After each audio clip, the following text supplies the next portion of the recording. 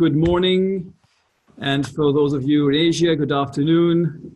Thank you for joining this webinar on how to use and create augmented analytics in HR. I'd like you to think that all of the things I'm going to talk to you about is about helping managers become better people managers. And it's about providing them with a maximum of relevant data so that they can do their job well. Now, before demonstrating how easy it is to create and make meaningful use of people analytics, I'd like to first set the scene on people analytics. Why has it become such a hot topic?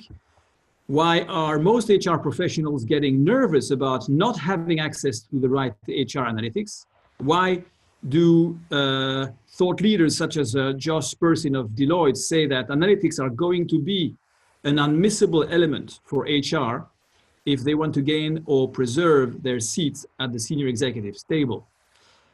I will then highlight a few key ingredients of people analytics and how to articulate them, and I will then demonstrate live. That's an always dangerous exercise, but it should work. How easy is it to get meaningful results via a case study, and I'll be using a pedagogical mobile application. For those of you who are willing, at the end of this webinar, I will be happy to give you access to this mobile app and let you experience it by yourselves. So, before starting, I was asked to introduce myself to those of you who don't know me. I guess in a few words, as you can see, I trained as a lawyer at Allen & Overy in Brussels. My passion for building equity and objectivity in HR management practices comes, in fact, from those days where I could observe people being badly treated, particularly in M&As, and yet I never came across managers who deliberately wanted to treat their people badly. So it's the system that was just simply not employee-centric. And it convinced me of the importance of building strong processes and models that prevent the system from simply crashing people. When I went to Procter & Gamble and then Xerox, I learned, of course, the importance of sales and marketing. At Orange, I experienced the most extreme conditions I was in what we would call today a massive startup. In fact, in the early 2000s, we went from 0 to 180 to 1,800 employees, I must say, in less than 18 months. So I can tell you that I learned there the limits of hierarchical models, which has driven me since to prefer collaborative leadership models, and all our applications and the logic that we're following and teaching is all about that today. When I went to BT, I headed a team of 160 HR across the globe. And the thing I could observe is that human beings, wherever they are the same. They all want to be treated fairly. And if they're not, you simply lose their engagements. Analytics is actually a great way to reinforce equity, objectivity, logic in HR. It also, by the way, taught me that people prefer to earn less rather than their colleagues earn more, which is quite an important statement for HR professionals to know. Finally, at Promethean, that was in Manchester in the UK and Atlanta in the US, I discovered how technology can enhance the learning process and the people management practices when it's well designed around user experience. In fact, a lot of our solutions have been tested live across the globe when I was working at Promethean and before translating them into the web applications that you see today. And since 2003, I had the honor to lecture at the University of Brussels, Solvay Brussels School of Economics and Management. It's one of our best business schools in Europe, in fact, in the meantime. And it gave me the opportunity to meet thousands of managers, and a lot of their input has helped us develop the applications and the logic that we are actually using today and showing you today. As you can see, since 2013, we have launched Q7 Leader. It was used to call the human capital. And in fact, if you want to know who we are, we describe ourselves as a company in transition. We are an HR consulting company supported by technology, moving towards an HR tech company supported by consulting.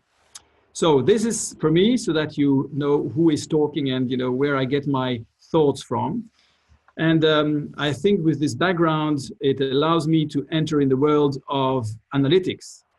Now, trying to build what I always wanted to have when I was an HR professional myself, because in those days, there was not much of analytics available, and yet I would have loved that. And when I was in large corporations, I did have some, but even there, it was pretty useless. Now things have dramatically changed since giving access to augmented capabilities, and you will see later on, this is even accessible to SMEs. That's what I'd like to talk to you about today. Starting with the purpose of analytics. Let's remember why we are so interested in analytics. It's actually only for one thing. It's about building a competitive advantage. Now, helping organizations making better and faster decisions to reach their vision and objectives. Whenever someone introduces you to analytics, the acid test is, so what? If the data that are presented to you are not actionable in your view, then just drop them, because they just waste your time and with nice graphics and reports that won't tell you the story that you need to be able to tell so that you can allow and help your managers doing their job better. So remember what the purpose is of analytics. And when we talk about people analytics, there's the same purpose. Just like in business analytics, giving you the competitive advantage that helps you predict, increase productivity, and all the other benefits like attractivity of your brand, you name it, as long as it helps you optimize the ROHCI. For those who don't know what ROHCI means, it's return on human capital investment. That's what people analytics is all about. Now, it's interesting, I think, to understand why analytics and people analytics in particular have become so popular. In fact, they have become something that we would call the new El Dorado for HR. And I will show you later how analytics will fundamentally change the job of HR. Now, analytics have emerged thanks to revolution that took place over the past 30 years. So the first revolution is technology. And with the rise of artificial intelligence, the power of data has become obvious to everyone. Yet we are, we don't see its impact as much as we can see it today in the aviation industry. As you can see there, how it has changed the death toll over 20 to 30 years. But there is very few of that we can see today, and not that easy to translate into the HR environment yet. But the second thing that actually has changed in this technological revolution is the fall of the price of data storage. And that has started HR to allow storing unlimited data. Today, with the additional complexity of GDPR, which we must not underestimate, but it did create the conditions for HR to start thinking about what we can do with all these data. And over time, around us, business started to prove how data can make the difference, moving from simple reporting tool, which is what we still often have in HR, towards becoming really a predictor. And even more, it would be called an activator to make things happen, such as turning faraway customers into, faraway prospects, into customers who would purchase on the web. Well, this is bound to be translated somehow into the HR world, as we will see later on. Finally, no business will remain untouched by this digital transformation. And if you listen to McKinsey, only 30% of the companies will make it. So don't think that these numbers are only for our managers in sales, IT, and marketing. The digital transformation is there for HR. And if we miss it, we will be out of job soon. Now, besides this technological revolution, there has also been a philosophical revolution, which is not well known, and I'd like to take you a few minutes through that. It all started in the 15th century with Copernicus' first revolution, demonstrating that the Earth is not the center of the universe. And as a consequence, human beings are probably not either the center of the universe. So our look towards employees and organization has been impacted by this first change. Now, the second revolution, philosophical revolution that I would refer to is the one coming from Darwin, where he demonstrates the theory of our evolution, even if it is still doubted in some Middle East countries and even in America, to my big regret. The fact is we all come from apes, and it requires some humility, I think, to accept it. The third revolution is from Freud, It came when putting under the spotlight our psychiatric complexity and fragility. It fundamentally changed our perception of ourselves. And believe it or not, I am quite convinced that there is a fourth revolution coming up. It's not me, to be honest. I just get this information from very clever Professor Luciano Floridi. And it leads us, it's this fourth revolution. He says, professor of philosophy and ethics and information, that human beings are information organizations mutually connected and rooted in an information environment. Now, I really believe he's right. And it is with this revolution that any one of us still doubting about the relevancy of data and analytics in HR should better look for another job. That's what I think today. So in any case, I am part of those 71% of companies who believe that analytics is an urgent priority for our profession. Now, moving on, we need to understand the context under which these analytics will be used. Clearly, it starts with the VUCA. Most of you will now probably have heard about VUCA. VUCA is our destiny. And if you are not familiar with it, I suggest that you look on the web, because this concept is going to impact our lives significantly in the next years. And in a VUCA world, we have paradigm shifts coming in business and in people management. Starting with the disruptive economy, this is what our managers and executives have to face every day. And it's not going to be easy. It's not going to be easy. It will even be very stressful for them. And it will leave them with very little time to care about our HR stuff.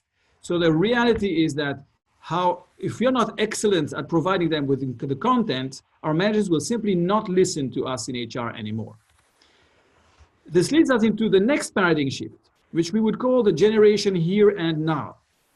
Our managers have no time to spend in long one-to-ones or painful annual reviews. The employees don't want to spend that time either, by the way. They want HR to produce relevant information immediately. No more time for 12 months project of building a competency library as we have known in the past years, or a talent review process that's actually going to be operating next year. They need it here and now, and they are getting used to get it here and now, because in sales, in marketing, and all the other jobs, they now have it, and they won't accept that HR does not follow that trend. Finally, with these changes in business environments, one major change is taking place, and that is actually that employee can no longer rely on their past competences to remain in business. If you look at this chart, we can see the evolution of the competency lifetime, showing how our employees in the 50s could hold their entire career with competence they built at university, while today our competences are becoming obsolete after 3 to 5 years. This puts a massive pressure on HR, because keeping continuous track of the evolution of our competences of our employees is going to become a matter of survival. It's just not an option. Everybody still see the slides? Very good. So there is too much with all of that to monitor at the same time. And that's why we need algorithms to help us in this model. And this is why HR is going to need algorithms and data and analytics to keep on doing their job well. Now, understanding the importance of continuously tracking and enhancing the development of our team members is not enough. We still need to understand who we need to involve in this journey, how we need to involve them, and what we need to track. So let's go through the who. Starting with the who, here is my answer.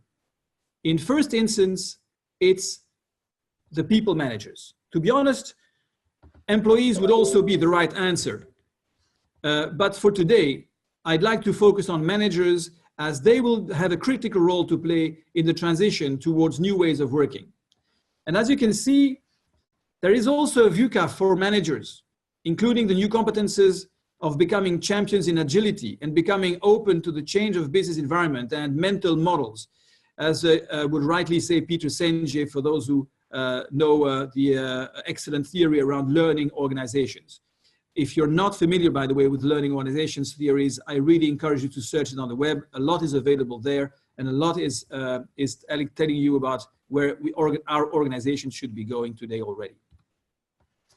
Now, VUCA has a massive impact on HR because we no longer can pretend that we in HR can lead on the changing working conditions of our people. We simply won't have the time, we won't have the knowledge. So let's face it, there is a first paradigm shift here. In the future, the line managers will be the real HR managers. And they will require from HR to feed them with the relevant information so that they can do their job properly as people managers. And by the way, this will apply to every manager down to the shop floor. So forget about the approach of talent management or succession planning processes which only apply to the top 10%. Every employee will need to be covered in detail with talent reviews. And this is where HR has to go. We must use tools and solutions which allow us to take the full population into consideration, or we won't do our job. Okay, so we need to track the evolution of our talents and provide our managers with the relevant information. But how to do that? Well, this leads us to the second paradigm shift. HR management is becoming data management. Everybody talks about big data. In fact, the good news for us in the world of HR, we would more likely talk about smart data because it's not like we have an unlimited number of data to deal with. It's a good news. Our artificial intelligence doesn't need to be that complex to, for instance, be able to provide the right data as it would be the case for our colleagues in marketing today. Nevertheless, data management has now entered the world of HR, and it's just the beginning, I can promise you that. Of course, we need to ensure that we understand what data will help us and what are the priorities we should be looking at. Well, it should help us provide more objectivity, more equity, secure higher employee engagement, as well as sustainable employability for our employees. Fortunately, some have come and done the job of showing us the way we need to go for collecting this data. And Deloitte is quite a good example in its annual human capital trend report. It actually put it very well indeed. And for those who can read the slides, it says the following about organizations of the future. Let me read the slide here. Organizations should create a basic framework for understanding and measuring its complement of skills across the enterprise. Most organizations have not invested in common frameworks. Without it, a common understanding, a clear understanding of capabilities is impossible. So, but he says a framework alone is not enough. The system only works if the data are current and easily accessible. Now that actually sets the scene. We need to work out basic frameworks that produce data that are current and easily accessible. And this actually leads us to the third paradigm shift, where HR used to be an operating function, like a backyard inventor. Like for instance, every company reinventing its performance management processes, or its talent reviews, with working months on the right 9-box definition. All of this is now available on the web with best practices all over the place, most of which are now being digitalized via SaaS applications, worth the fraction of the price it takes to develop it ourselves. In this way, it shows the HR job is now to detect which application best suits the needs of our company and ensure that it makes the relevant data available in the most easy way to our managers and employees so that they can do their job. I call this, in fact, the new job of HR would be people data integrators. Now, obviously, analytics is right at the center of this new job about helping our people managers through the integration of relevant people data. This leads the question through, okay, what topics should we cover with these analytics? Well, to start with, let me just tell you a secret. Good, valuable people analytics come when you manage a good mix and correlation between quantitative and qualitative data. Quantitative is easy to get. All the big HRIS will give you the age, the salary, the length of service, and do lots of combinations of that. But qualitative is more tricky, like knowing the levels of competences, talents, potential, performance. and being able to compare companies and results there so that you can really start building some analytics.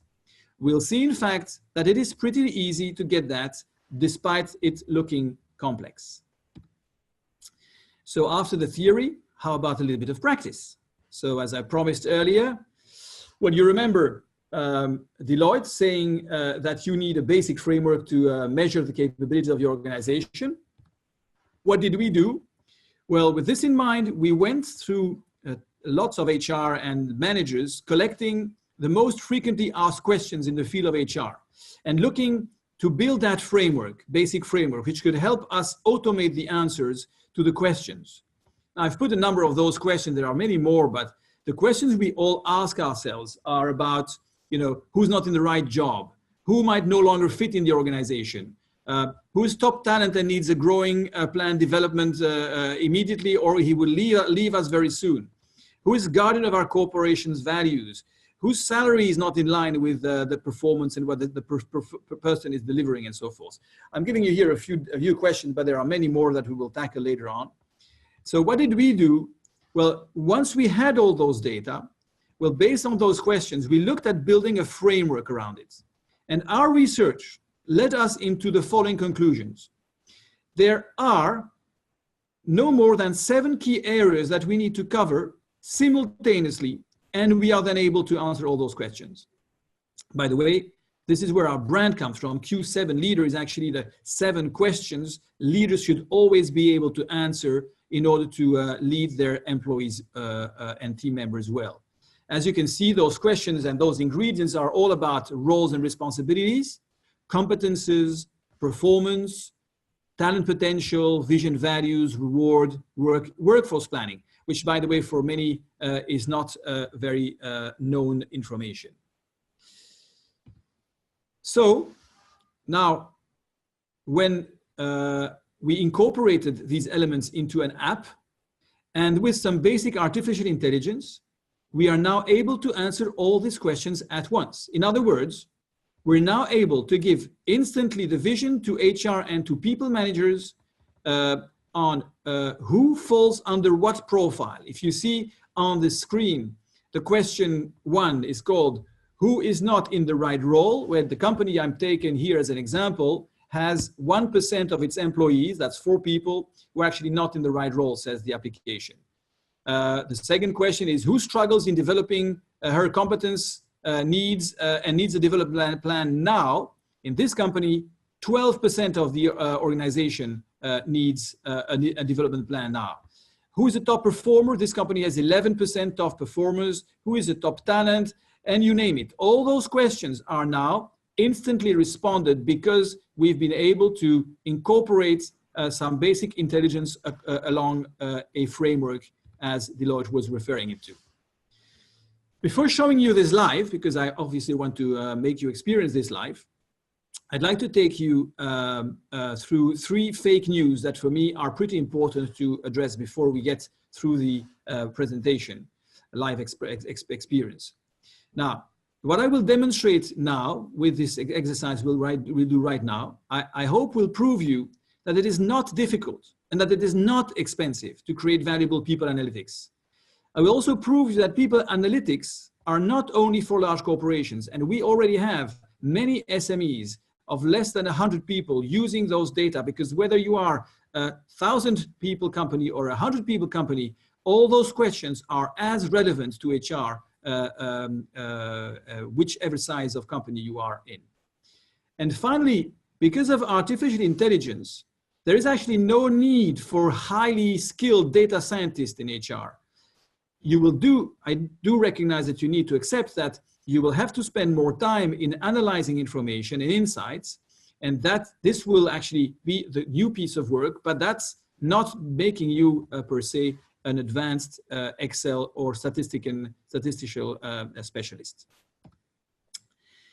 Okay, now, because there are too many of us today on the call, I won't be able to make you test live this and experience live this. So I decided I will demonstrate how to get you to those insights. And you will see that it only takes 7 minutes. Now, For those of you who will want to test it themselves afterwards, at the end of the session, I'll give you access to the app. So of course, just stay there, stay on board, and you can always, of course, contact us if you want, and I'll be happy to take you through the experience. So now I'm getting onto the app. So you just need to give me a couple of seconds because I need to go on my screen and make you share my screen, my mobile screen, sorry, 8687. See whether this works. I'm going to bring my mobile phone onto the screen. Just checking that everybody can see it. Can you guys see it? Good. So later on, for those of you who want, you will be able to do that on your smartphone too. Let me just size it right. That is okay. Does that make sense? Okay, now what you can see here is my smartphone, and I'm going to take you through the mobile application of Q7 Leader. I'm going to now ask you to imagine that I am working for a company called MI5. And I have a chap called James Bond in my team. And I need to prepare my one-to-one with this guy. And I need to prepare that for my bosses too. And I need to work out feedback on his work and his personal development plan, right? So let's go. I'm going to scan James Bond. So here I am doing my James Bond. Oh, James Bond, I'm going to call him. His role title, he's secret agent.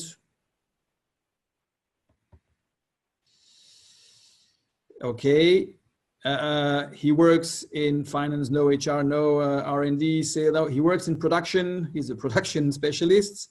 And here I am getting the first questions, which will allow me later on to build all the analytics that I was showing you a few minutes ago.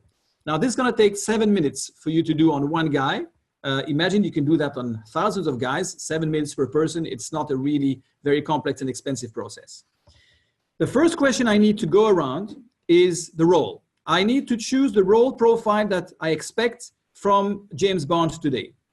And I'm getting here a set of choices that you can read easily. Is the role coordination? Let's look at role coordination. If that is coordination, coordinating different but homogeneous activities, activities defined in general terms, complex analysis of defined problems. I think he's not getting a lot of defined problems. I wouldn't say that this is reflecting his job. Resolving larger operational difficulties, responsible for corrective measures. Yeah, that's approximately, oh, this is the maybe one. Negotiating and decision impacting the organization. I bet you that's the case. Responsible for key decisions and key processes and leading team of specialists. That's what I am expecting from James Bond. So I'm going to select this profile, asking him to interpret company programs and so forth. That's fine. So I'm just now clear about what James Bond role is all about. As you can see, this is universal definitions that could be used in any kind of environment. Once I have selected the expected profile for James Bond, I need to know now to select how James Bond operates today, effectively. Is he at the level of my expectations? Let's go straight to the definition of James Bond. Is he able to negotiate and make decisions that are impacting the organization? Yes. Is he taking responsibility for key processes? Yes. Does he lead a team of specialists? Yes. I think I could say that in this case, James Bond is pretty much aligned. The way he operates is aligned with my expectations. So here I am having a manager. He's a senior leadership, by the way, a manager. He's not, yes, he's a senior leadership manager. He's not a strategist. It's a senior manager. That's fine.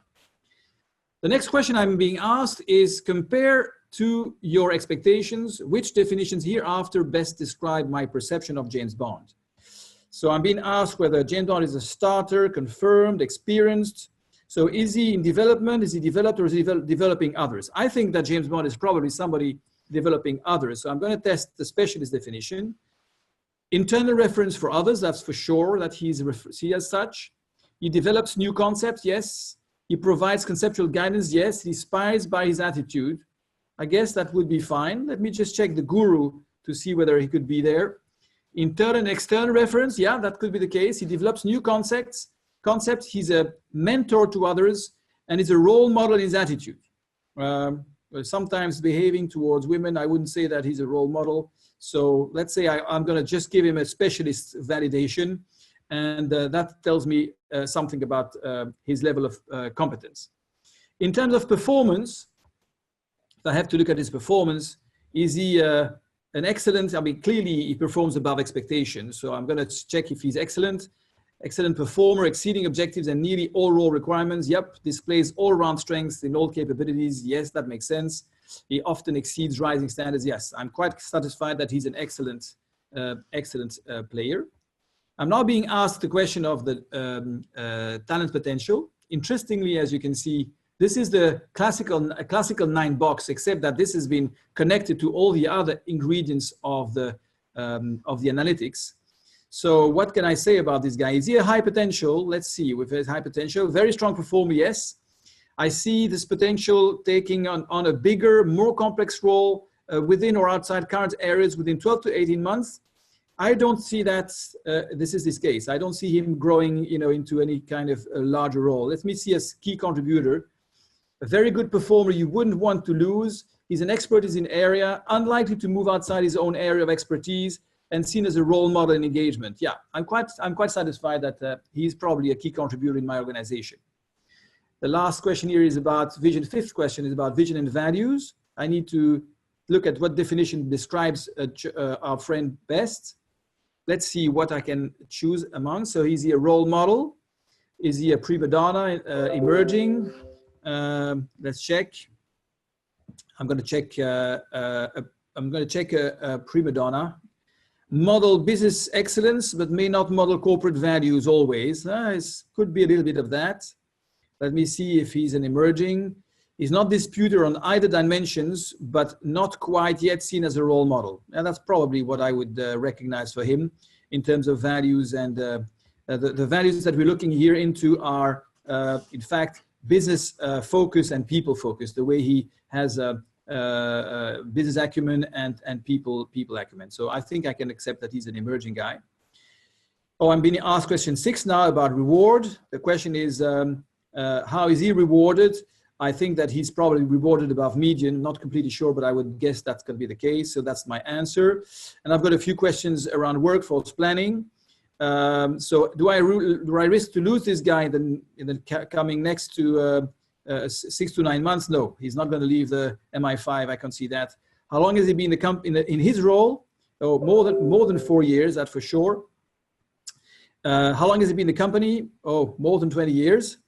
His age range, I think, is above, must be about 45, 50, and it's a male. All right, here are all my questions. It looks like I have completed my scan, and I'm going to get now the team scan of my guy. You see, it says growth plan recommended, so that's a guy I can build on. It's an area of strength for the company, and I've got all my summaries here. Now, this is what I do when I do my scan. But now what I'm looking for is to take you, if I can, let me just get rid of my mobile phone. I'm going to stop mirroring my mobile phone. And let me try to get you onto how, can you see this screen? Let's see how somebody has actually tested the application, where I can see with Elena. So that's good. Somebody has actually tried and been modern to go to see the application. Look, I've got James Bond here. Oh, I called it James Bond, by the way. So I've got James Bond, and I've got the picture of James Bond now. So my perception of my employee is that he's been a guy. He's been, he's a male in the mid-40s. He works in production, more than 20 years in the company. He earns quite a good living. He's been more than 4 years in his job. He has a senior management role and operates as such. So it's quite okay. So he's operating quite well. There is no risk that he leaves us soon. He's got excellent performance. He's a specialist in competence, a key contributor in talent, emerging in vision values, and the overall scoring is he's an area of strength. Now, just for the sake of this exercise, I did also portray Petra Kleber, who's actually of course, an anonymous person, to see whether, if I had done the same job, oh, she's a male, no, she's a female, so I should have changed that. She's in the mid-30s, works in production too. She's been 10, 15 years in the company, also earns a good living, 2 to 3 years in her job. She has a management job, but I can see something here. She seems not to operate at that level. So on my answers, in the application, it says that the person operates one level down, which has allowed the algorithm to put this in color and show me, oh, this is a red flag, let's watch it. I don't see I'm going to lose her. She doesn't do a bad job, but she's just okay job, so fine. And she actually has a pretty low level of competence. If I see this after 2 to 3 years, she's not yet experienced in my scale. So she's just confirmed. She's got an okay talent potential. And I think to some extent, it shows me that probably she's not a superstar in my organization. In fact, when I look at her vision and values, she's seen as a nice person, which means that she does have the right attitude, but she does not demonstrate the right skills and capabilities. Now, the algorithm has given me here an overall score of pit stop. Pit stop doesn't mean that it's bad, but it means that a pit stop is you can't leave it like that. We have to do something for Petra. Now, imagine that you now are in your company and that you have, and I'm just going to take an example of a company of, let's say, 590, you see?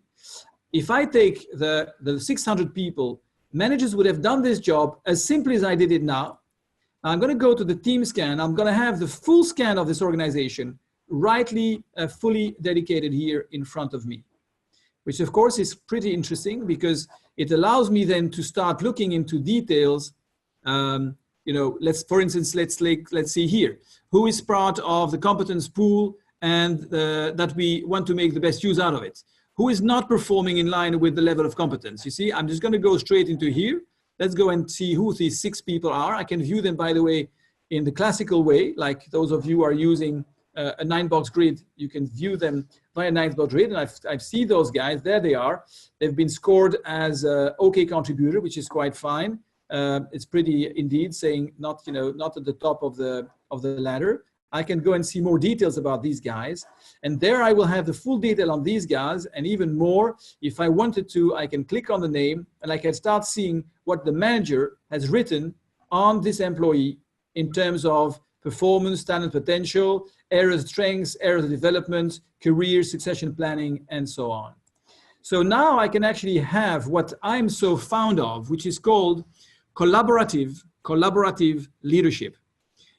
Take the experience. I'm putting 6 managers of a department together around the table, and I'm actually ask them to do this exercise for each of their team members. And now I'm going to ask them to work on their organization and discuss every team member.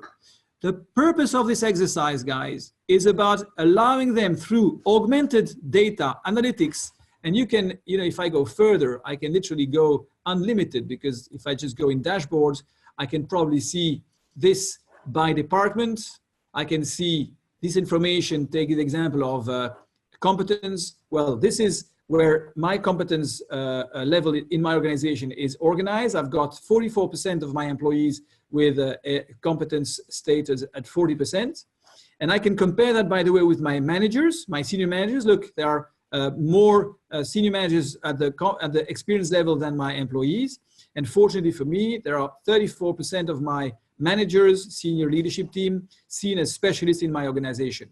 I can now go for benchmarks too, because as this framework that you have just seen is using generic references like Deloitte was recommending, I can now benchmark my company with lots of other companies. So as we have in our database today, approximately 130,000 data available, it starts giving us, we're pretty much at the beginning, I think, but still it starts giving us some information. Like, for instance, surprisingly, this company has less experienced people than an average company in our database. However, it has more 5% starters. Now, what does this tell me? It tells me that this company probably wants to focus its attention on doing some competence development programs. And if you look at performance, for instance, I guess, let's see what the benchmarks give. Well, as you see, they have more people below expectation, less people meeting expectations, which again shows that this company has a real performance issue. It tells you how easy it is for you as an organization now to decide which direction you want to go when you actually have the data that you need to have.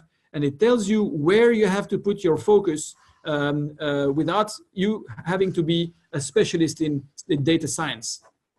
Clearly, those information, you would get them for profile, for talent, for sharing values.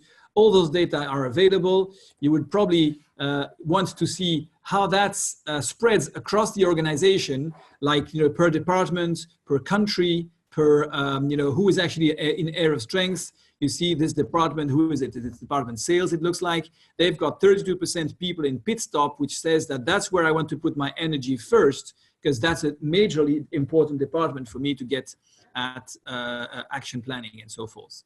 There are some tools like calibration tools, which is quite interesting because it tells you on a scale where managers compare to each other in terms of their scoring. So you may have managers that are very generous in their points, and you will actually see that through the analytics that are coming here, which manager is the one that has been distributing the points too much and the one that may have been, you know, the toughest on his team, raising also flags of managers having said strange things, which from the algorithm says it's surprising that these two values have been combined in the same place.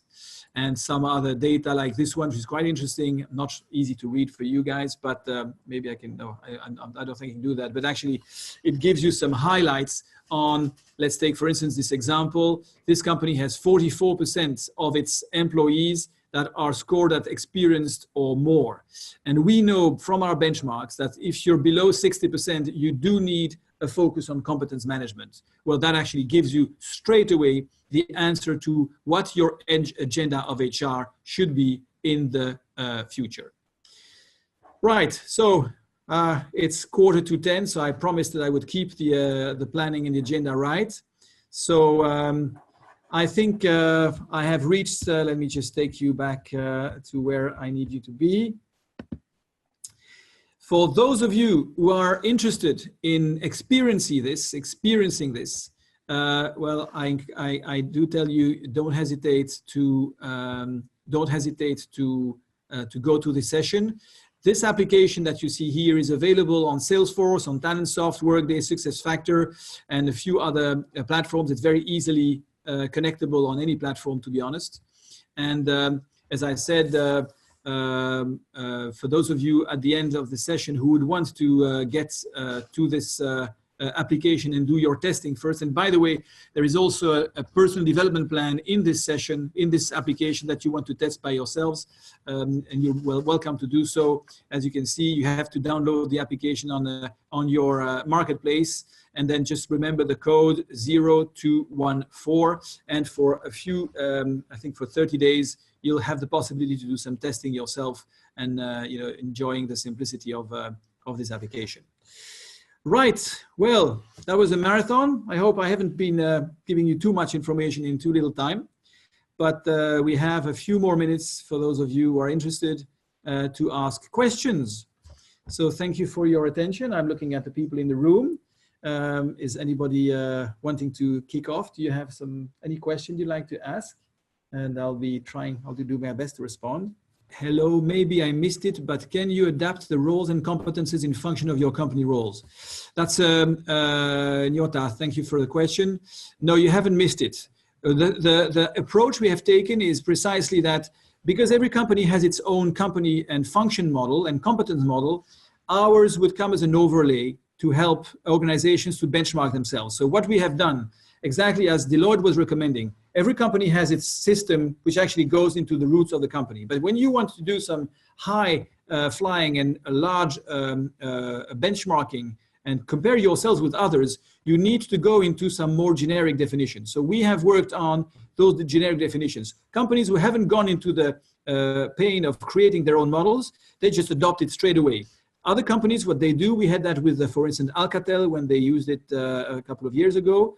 Alcatel then did a sort of a reading match. So for instance, we had 6 levels of competence in our model. They had 5. So they just did a conversion tool, and the applications allows you to do that. So you could put your existing values and compare them to the values of our generic, questions that have been asked.